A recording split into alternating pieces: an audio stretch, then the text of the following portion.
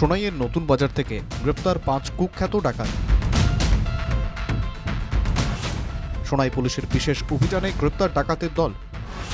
গোপন সূত্রে খবর পেয়ে অভিযান চালিয়েছিল পুলিশ আসছে সেটা অনুমান করতে পারেনি ডাকাতের দল।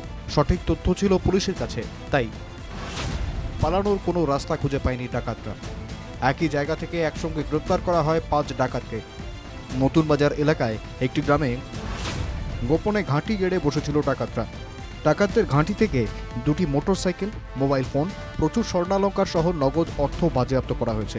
এখানেই শেষ নয়, ডাকাতির কাজে ব্যবহৃত ধারালো অস্ত্র উদ্ধার করেছে পুলিশ। সোনাইয়ের অন্তর্গত বেরাবাগ প্রথম খণ্ডের সালেপুর গ্রামে সম্প্রতি একটি ঘরে ডাকাতরা হানা দিয়েছিল। সেই সূত্র ধরেই ডাকাতদের খুঁজতে নেমেছিল পুলিশ। তদন্ত চলাকালীন বেশ কিছু গুরুত্বপূর্ণ তথ্য সংগ্রহ করে পুলিশ। সেই তথ্যের সূত্র ধরেই শেষ পর্যন্ত অভিযানে নামে Sonai police.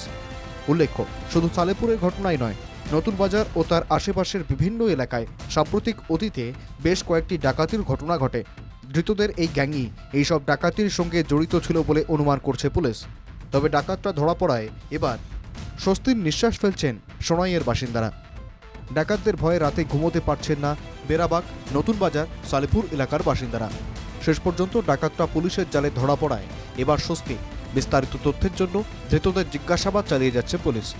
Bureau report, NK TV Bangla.